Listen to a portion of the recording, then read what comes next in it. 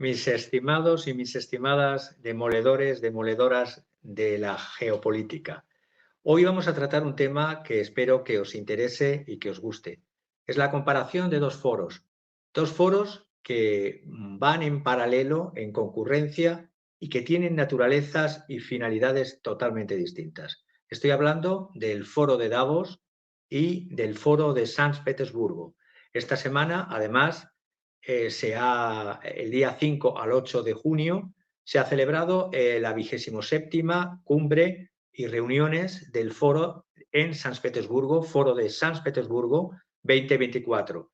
Y es la respuesta de Rusia y de todos los países del sur global al globalismo de Occidente.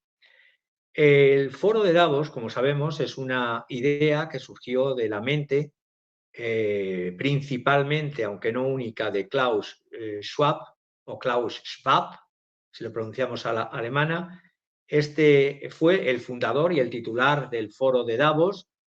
Responde a una agenda ligada a eso que llamamos el globalismo liberal. Tiene un carácter Davos de foro elitista, de foro corporatocrático, es decir, invitados y quienes mandan son las corporaciones transnacionales y sus sesiones son cerradas. Sus pilares, fundamentalmente además, están basados en una ideología globalista, pero también en principios tan básicos para el globalismo liberal como un neodarwinismo social, un neomaltusianismo, un eugenismo, eutanasia, control de natalidad, control por parte del Estado de la muerte, no más que del Estado, de las corporaciones, una aceleradísima y no muy justificada agenda climática y una agenda de género y un reset, es decir, un reinicio. La nueva normalidad, además, es un concepto nacido de este foro de Davos tras haber sufrido una pospandemia o un experimento pandémico. Además, se decía y se dijo en ese foro de Davos que la vida normal ha terminado para el 99% y el 1% es el que se quiere que tome esas decisiones según la naturaleza del foro de Davos. Es decir, el control total de las corporaciones transnacionales sobre el planeta y la destrucción de los estados soberanos que hoy día no dejan de ser para ellos como meros instrumentos al servicio de la corporatocracia o corporocracia. En el foro de San Petersburgo, que vamos a llamar bajo las siglas SPIEF, San Petersburgo International Economic Forum, SPIEF 2024, han acudido 139 países. La naturaleza del foro es interpaíses. El tema del SPIEF de este año en San Petersburgo han sido los cimientos de un mundo multipolar, la formación de nuevos puntos de crecimiento. Ha habido países invitados como Bolivia, el Sultanato de Omán y otros más, pero como países invitados, pero países han sido 139. Se ha superado los niveles de la pandemia en cuanto al número de personas que han acudido, porque prepandemia eran en torno a 19.000, la cifra más alta, y este año han sido 21.000 personas. Repito, de en torno a 139, 140 países. En este foro están muy representados y presentes siempre India, Irán, China, Italia, Siria, países de la Comunidad Económica Independiente. Ya he dicho que países invitados, el Sultanato de Omán, Bolivia. También ha habido representación del más alto nivel presidencial del presidente de Bosnia-Herzegovina o Herzegovina y también de Abjasia. Aquí no se habla en este foro ni de control de corporaciones transnacionales sobre el mundo, ni destrucción de estados soberanos, justo lo contrario, y tampoco se ha hablado nunca de reducción poblacional mundial porque no tienen ese virus neo-darwinista ni neo-maltusiano. También se ha dicho que en los próximos 10 años en el SPIEF de San Petersburgo la política y el papel directivo volverán a los estados nacionales y por eso lucha el Foro de San Petersburgo. En palabras de Ilya Grashenkov, presidente de la Fundación Centro de Desarrollo de Políticas Regionales, se busca potenciar la interrelación entre los estados soberanos nacionales. O, por ejemplo, Leonid Savin, director general de la Fundación para el Seguimiento y Previsión del Desarrollo de Espacios Culturales y Territoriales, jefe del think tank geopolitics.ru, ha dicho en comparación en San Petersburgo que frente al Foro de San Petersburgo, Davos es una reunión de cárteles neoliberales de Occidente. El SPIEF ayuda a revelar su potencial a muchos países que siempre han estado excluidos de Davos. El SPIEF, el Foro de San Petersburgo, Rusia lo está posicionando como una especie de plataforma soberana, auténtica, donde poder desarrollar y expresar las ideas interestados. Elena Panina, directora del Instituto de Estrategias Políticas y Económicas Russtrat y exdiputada de la Duma estatal rusa, ha dicho que Rusia, frente al reset del foro de Schwab, el foro de Davos, el foro de San Petersburgo está en la vanguardia de la lucha por la preservación de la civilización humana como tal, por la preservación del hombre como tal, por su identidad personal, su identidad como nación y preservarla y defenderla, su identidad estatal. Nunca el Foro de San Petersburgo se han fijado objetivos destructivos y no se han tratado ideas de cómo destruir la civilización humana y transformarla en un posthumanismo. Tampoco se ha hablado nunca en el Foro de San Petersburgo ni de reducción poblacional ni de vacunas para virus aún no existentes. Responde además a dos filosofías totalmente distintas. El Foro de Davos habla de una agresividad natural, de una etología del ser humano, de una competición brutal hasta la aniquilación, frente al Foro de San Petersburgo que habla de la violencia innata del ser humano como un mito, que sí, que hay violencia. Es la tesis histórica entre dos antropólogos, la de Ashley Montague frente a Robert Ardrey. Ashley Montague decía que la violencia innata del ser humano es un mito si el ser humano ha llegado a donde está y a sobrevivir desde sus inicios proto-homínidos y de homínidos ha sido gracias a la cooperación entre los seres humanos. En cambio, la hipótesis de Robert Ardrey, la hipótesis del cazador, es que el Homo sapiens o el humanoide es un Homo necans y por eso se potencia y se busca esa agresividad natural. Cooperación versus agresión. El protagonismo en el planeta está empezando a ser asumido por países que Occidente ha atribuido durante mucho tiempo de forma arbitraria y voluntaria a esa categoría mal llamada tercer mundo. Los países occidentales, y lo estamos viendo con esta última sesión del Foro de San Petersburgo, están perdiendo sus posiciones de liderazgo, a diferencia de los países del sur global, que están creciendo y seguirán creciendo. También he visto las palabras en contra del Foro de San Petersburgo de voces rusas que viven a expensas de instituciones totalmente occidentales, CIA, OTAN, MI6 o similares. Por ejemplo, he estado viendo lo que decía Volodymyrovich Kolesnikov, Andrei Kolesnikov.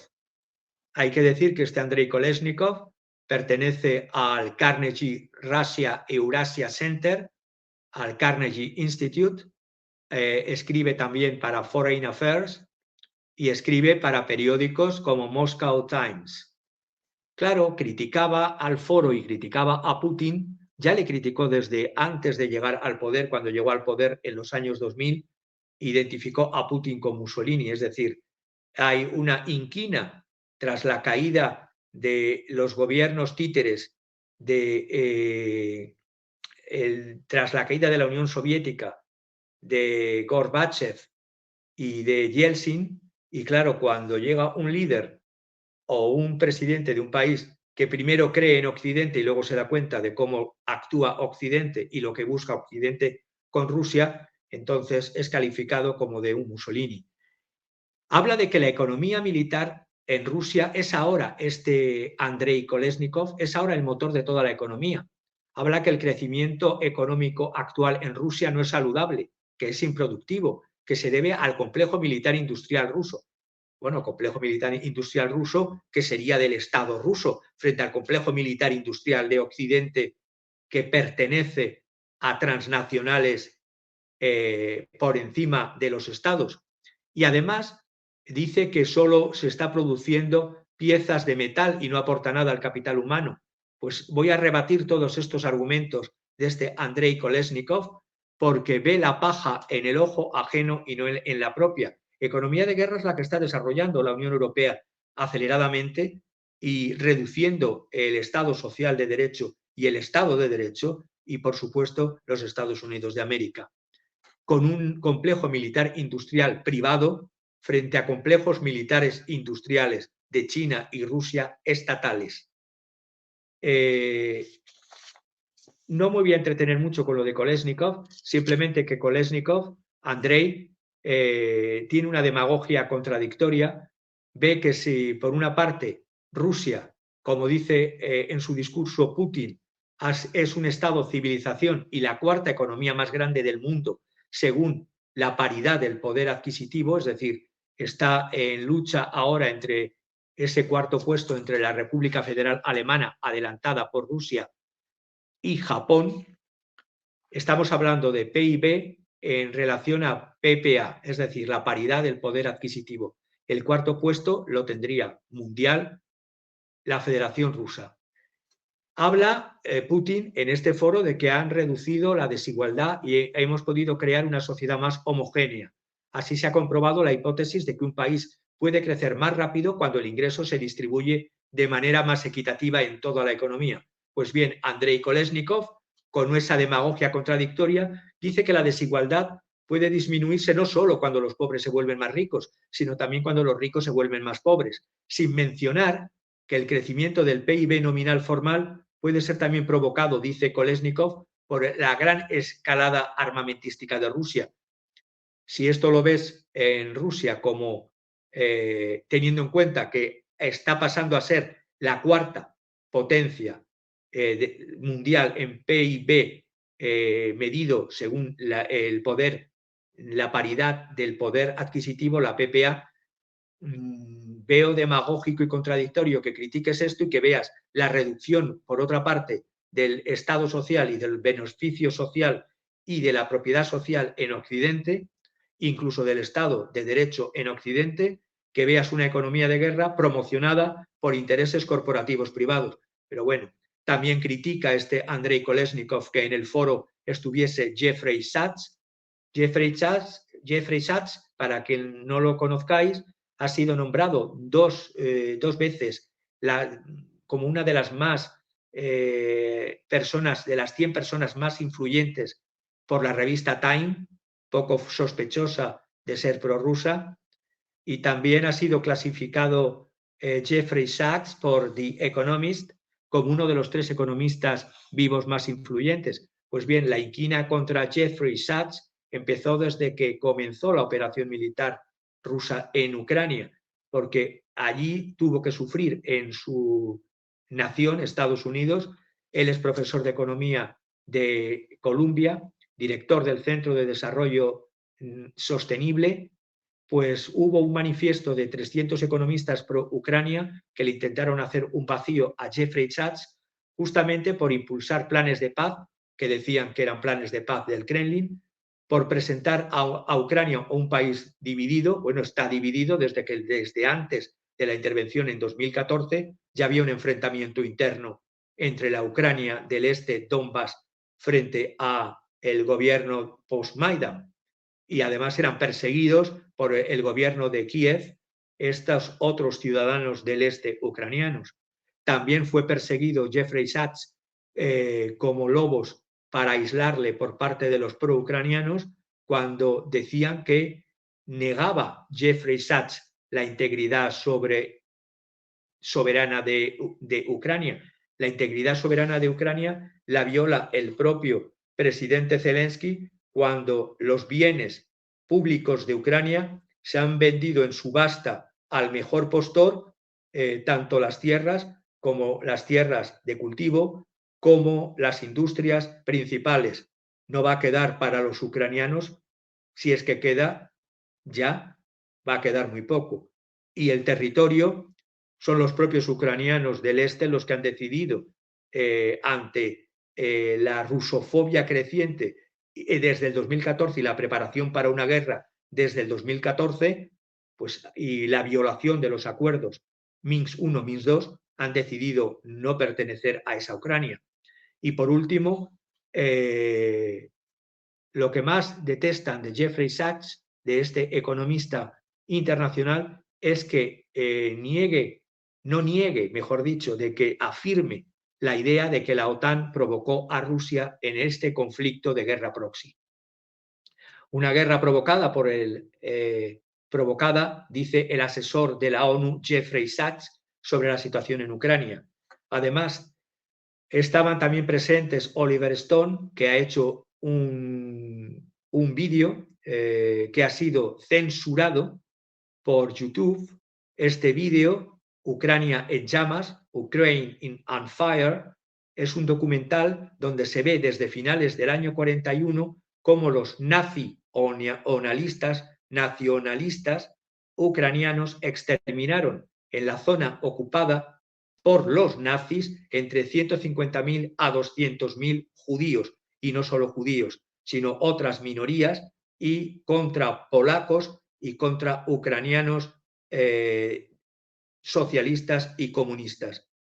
En el año 46, además, después de la guerra, estos nacionalistas colaboraron con Estados Unidos contra la Unión Soviética como instrumentos de contraespionaje. Pues bien, este vídeo, este documental de Oliver Stone ha sido censurado por YouTube y se puede consultar en The Hill TV, Rising Hill TV, en abril 2024 con el nombre Biden has destroyed Ukraine.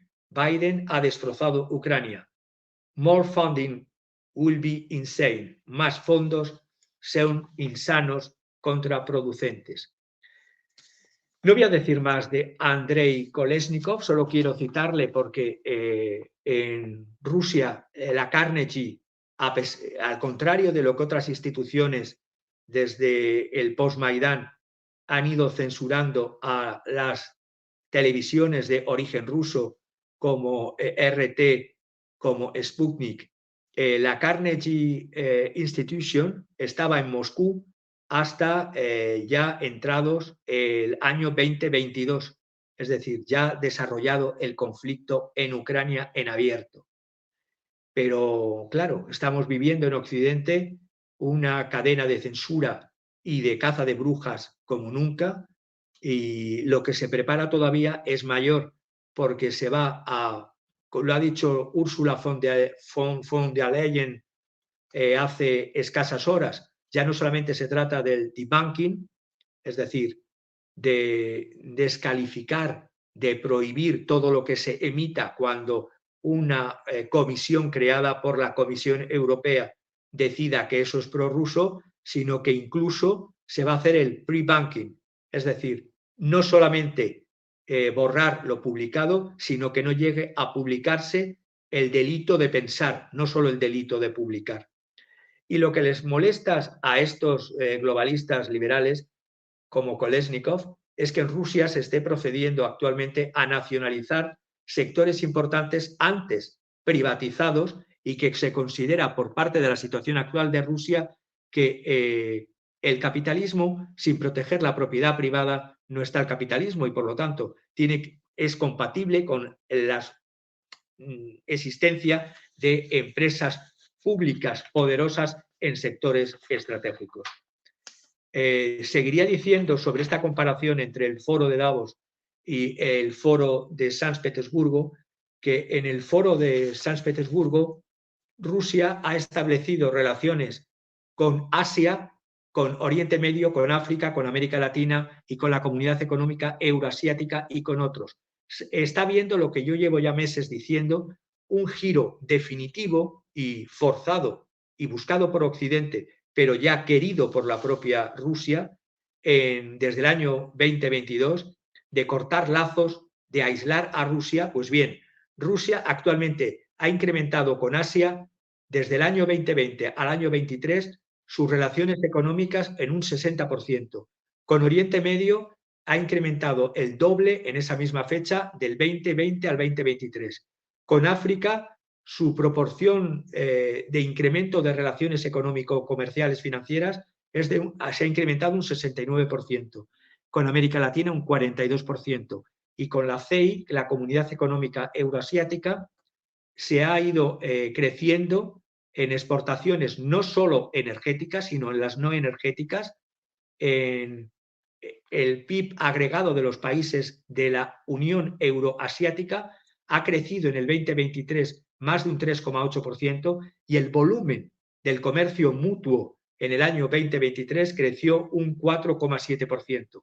Y repito, no son solamente exportaciones energéticas, sino fundamentalmente suministros de productos acabados de alta tecnología. Y para el año 2030 se piensa que con la Comunidad Económica Euroasiática el comercio, intercomercio Rusia-CEI será un incremento de 2/3 más que en este 2023. A este incremento de las exportaciones, no solo en toneladas, en metros cúbicos o unidades de productos acabados, estamos hablando de productos de alto valor añadido.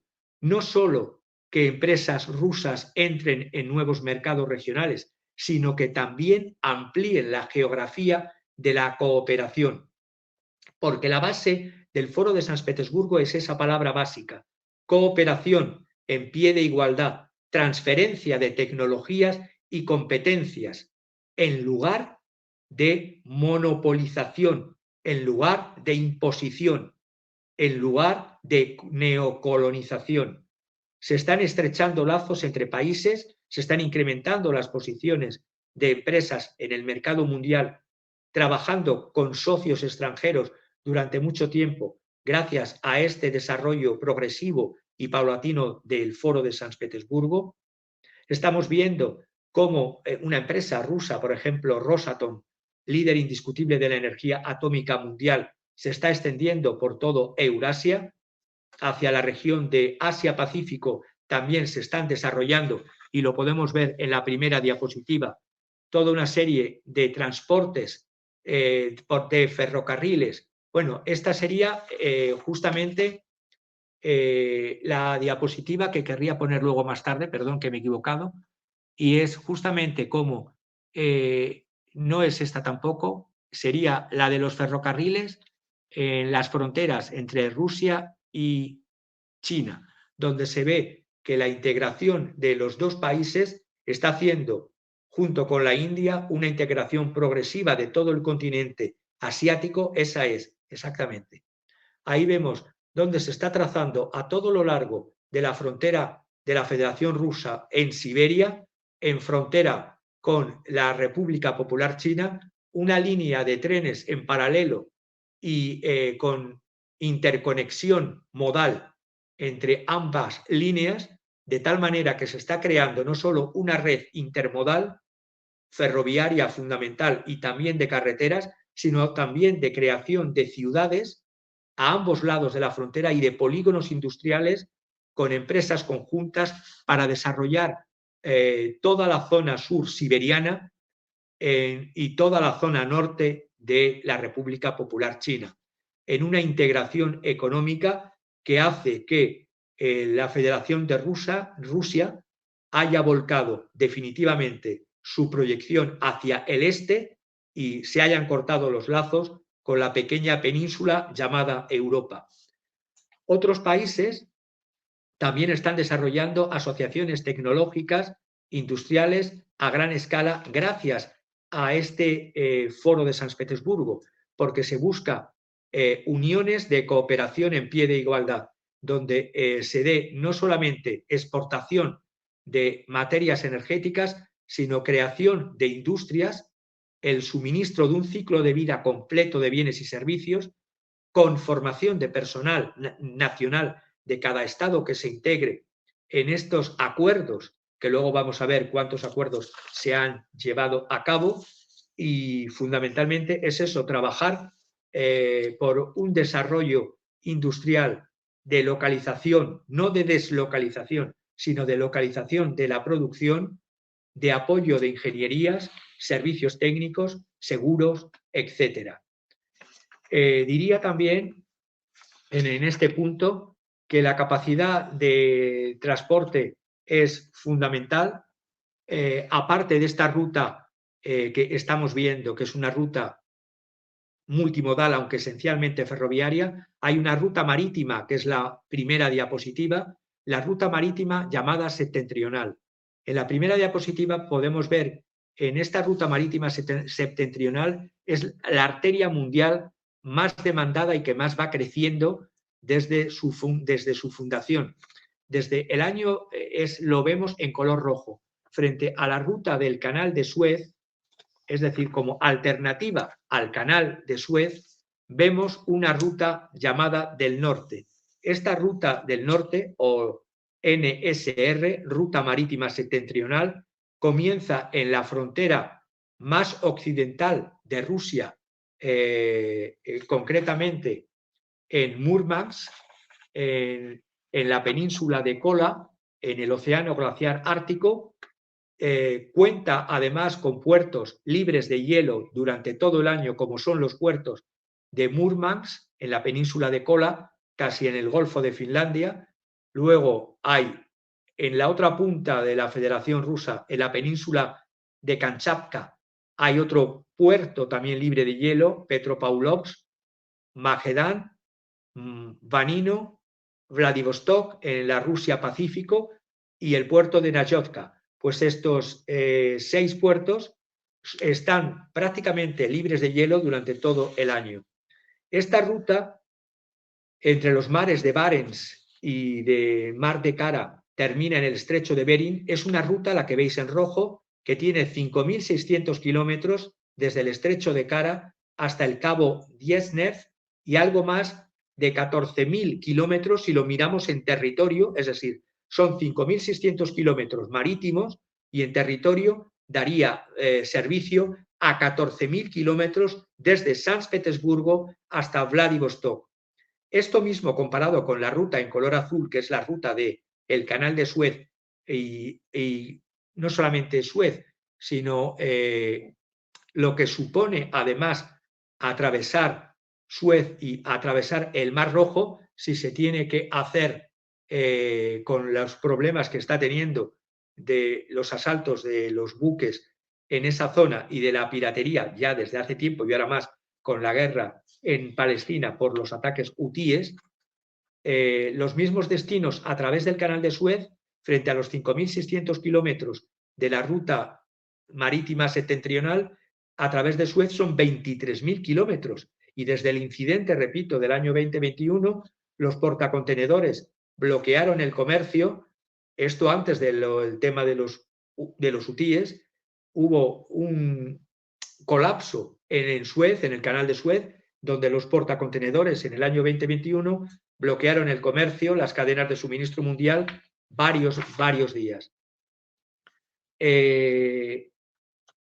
También diría que esto se está utilizando por los países del sur global, esta ruta cada vez más.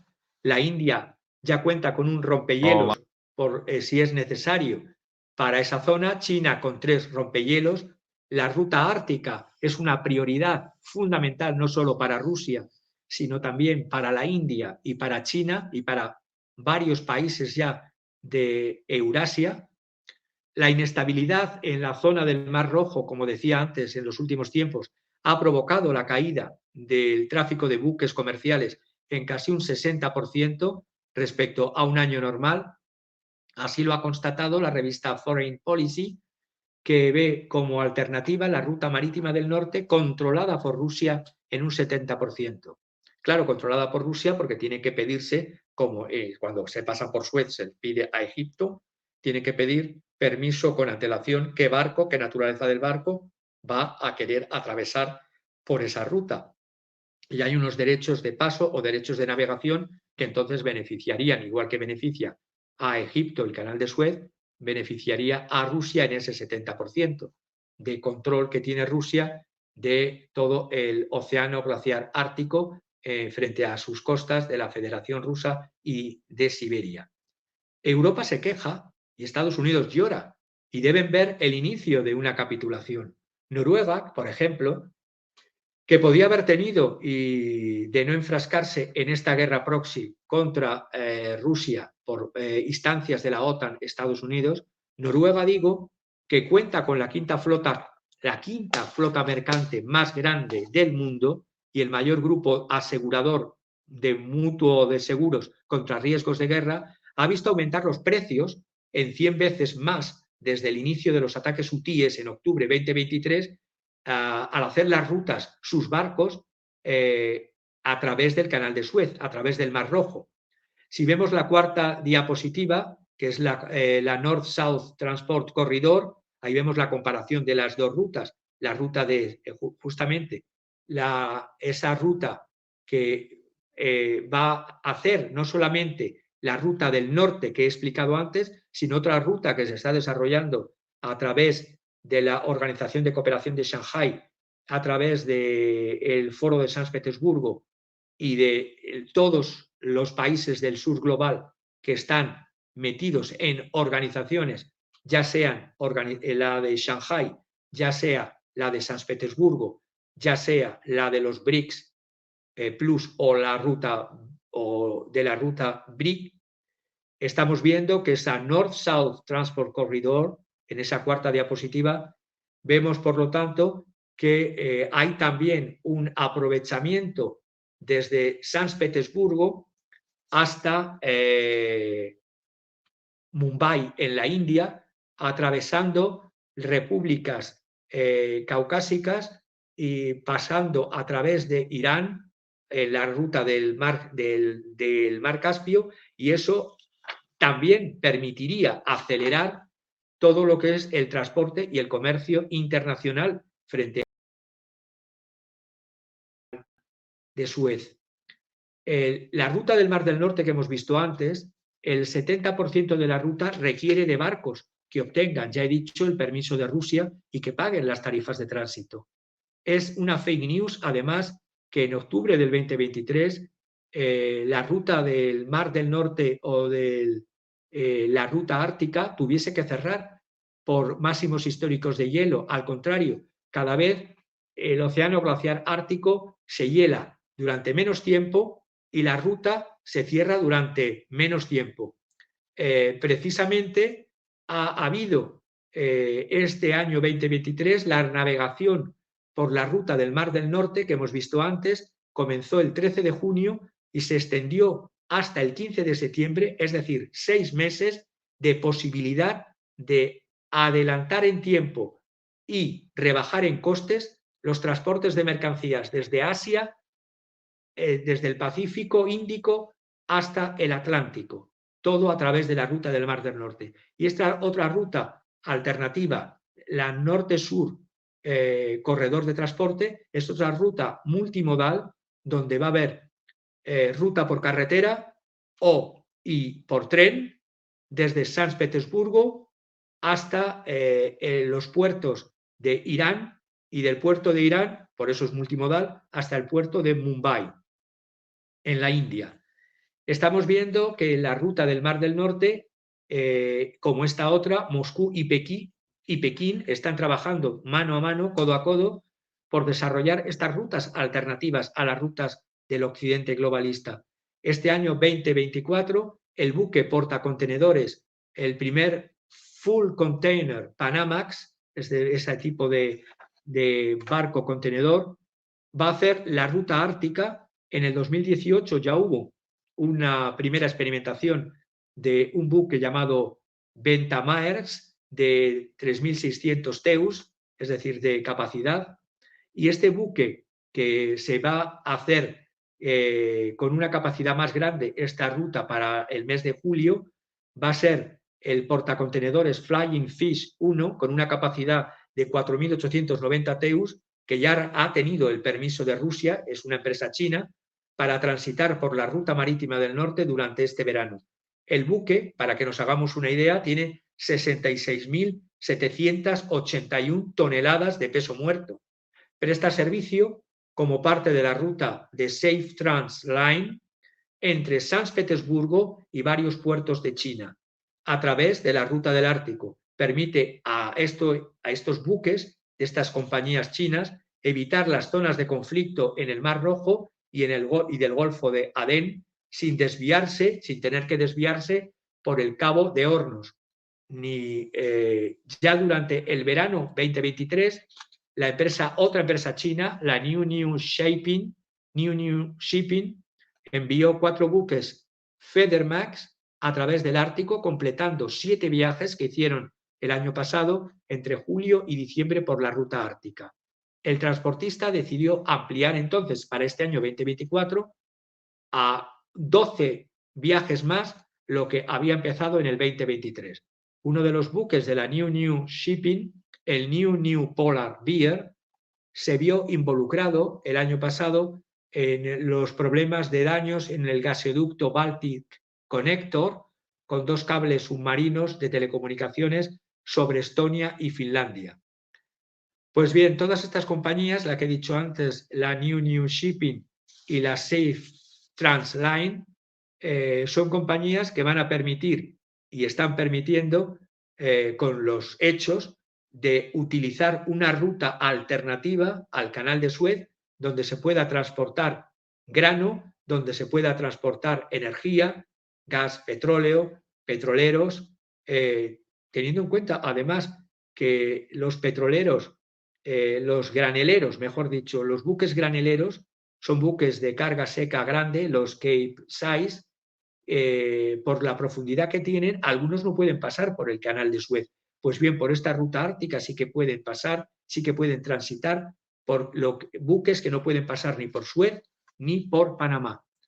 Me iría a la 5ª diapositiva y en la 5ª diapositiva vemos cómo lo que veíamos antes al principio, que las rutas son multimodales, las cooperaciones entre estados euroasiáticos van a hacer más fuerte a Eurasia como bloque alternativo y a los BRICS Plus ampliados, que se van a volver a ampliar en la próxima cumbre de Kazán, va a ser una coordinación como engranajes de un reloj suizo de varios engranajes ya existentes. Es decir, Foro Económico de San Petersburgo, la Comunidad de Estados Independientes, por una parte, Foro Económico de Shanghái y Foro Económico de Beijing, la ruta BRI, los BRICS Plus y la coordinación con ASEAN. Por lo tanto, una unión euroasiática que va a hacer palidecer a la pobre y triste Europa otanizada y militarizada. En esta 5ª diapositiva vemos esa colaboración entre 2 estados, la República Popular China y la Federación de Rusia. Y yo me preguntaría también, para ir terminando, ¿qué sectores de Estados Unidos quedarían afectados si los BRICS dejasen el dólar? Porque es otra de las cosas que se han ido tratando en esta cumbre de San Petersburgo.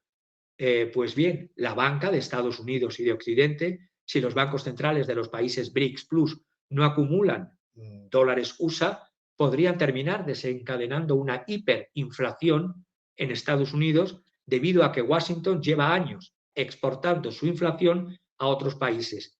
También se vería afectado con la desdolarización la tecnología de los Estados Unidos. Las multinacionales de origen estadounidenses occidental podrían verse obligadas a gastar más dinero para mantener sus negocios a flote y seguir siendo competitivos en lo más alto, pero tendrían que recurrir a despidos masivos y a medidas contracomerciales. Lo estamos viendo con el brazo armado que tiene Estados Unidos, que es la Unión Europea, cómo se están poniendo aranceles a los coches eléctricos chinos, aranceles de un 38%, cuando supuestamente la agenda globalista climatológica de la Unión Europea pedía coches eléctricos, pero como los coches eléctricos, ahora la tecnología que viene del este es competitiva no solo en precio, sino en calidad, ahora se le quiere poner aranceles.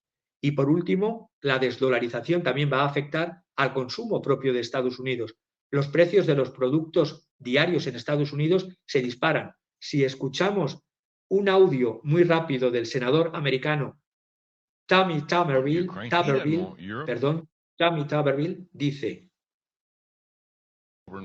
We'll draw a line here. He doesn't want Ukraine. He doesn't want Europe. Hell, he's got enough land of his own. He just wants to make sure that he does not have United States weapons in Ukraine pointing at Moscow. Yeah. Okay. Ahí claramente dice este senador americano republicano desde el año 20, juró al cargo por Alabama el 2021, senador republicano, dice claramente que Putin, frente a el discurso dominante, frente al relato, Putin no tiene necesidad de Ucrania. Dice también el senador Tuberville, no tiene necesidad de Europa. Rusia, Putin, ya tiene suficientes tierras. Lo que quiere simplemente es que no se pongan misiles de Estados Unidos en Ucrania.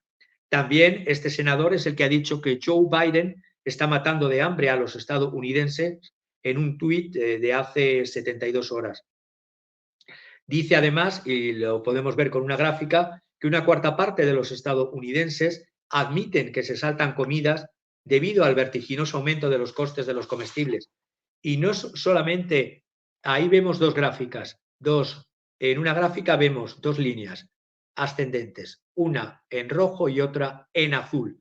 Pues bien, si bien la inflación en rojo parece que se va desacelerando, aunque está en niveles muy altos, el precio de los alimentos todavía quedarán, al menos 2 o 3 años pasarán antes de que la gente sienta el alivio real de este aumento brutal de la inflación en los alimentos que se ha dado desde la operación en Ucrania.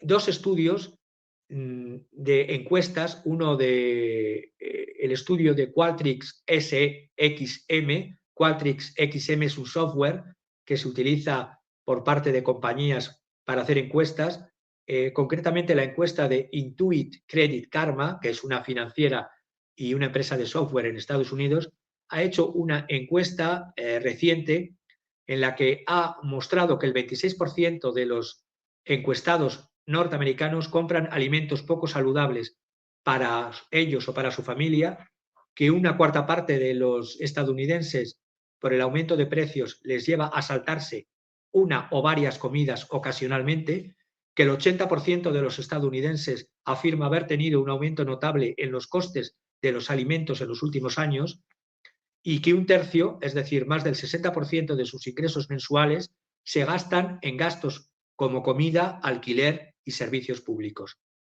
La séptima y última gráfica es la del McIver Institute. Es otro instituto que ha hecho una encuesta también similar a la del Intuit Credit Karma, en donde se ve el McIver Institute en la séptima gráfica, que la inseguridad alimentaria es un problema importante en este país, ya que millones de estadounidenses no tienen suficiente comida para comer o no tienen acceso a alimentos que sean saludables. Es decir, estas dos encuestas, la del Instituto McIver y la del Instituto Credit Karma, muestran que casi el 80% de los estadounidenses consideran ahora la comida rápida un lujo debido a sus altos precios. Otra encuesta, y termino, realizada por Lending Tree a 2.000 adultos el 24 de mayo pasado, ha mostrado cómo el 78% de los estadounidenses consideran comer en las fast food o comida rápida actualmente como una compra de lujo por los altos precios. 3 de cada 4 estadounidenses les encanta comer o les encantaba comer una vez a la semana como poco en estos fast food, pero la mayoría, el 62%, dice que come menos debido al alto precio de las facturas. Y termino diciendo, el 71% de los estadounidenses que ganan menos de $30.000 al año, 58% padres con niños pequeños, 58% miembros de la generación Z y 53% de mujeres, considera a las fast food actualmente como producto de lujo. Y por lo tanto están optando por comer en casa y no comer todas las comidas.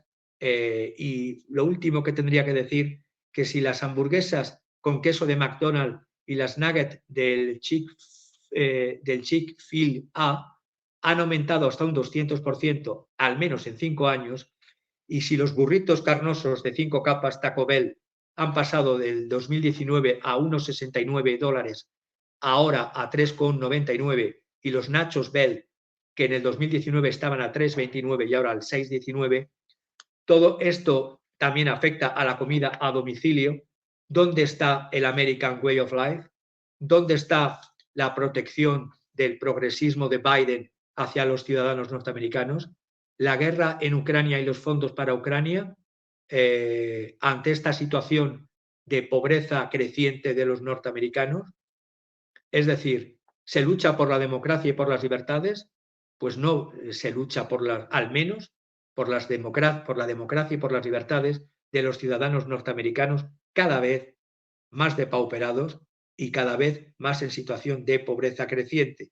Y esto es solo una muestra de lo que puede seguir si se empecinan en una guerra sin cuartel frente a la Federación Rusa y una guerra sin cuartel frente a los nuevos actores de un mundo multipolar como China, como India, como Rusia y como Brasil y como tantos otros. Muchísimas gracias, un placer poder compartir con vosotros todos los miércoles desmontando mitos de la geopolítica y espero que nos podamos ver el próximo miércoles. Muchísimas gracias.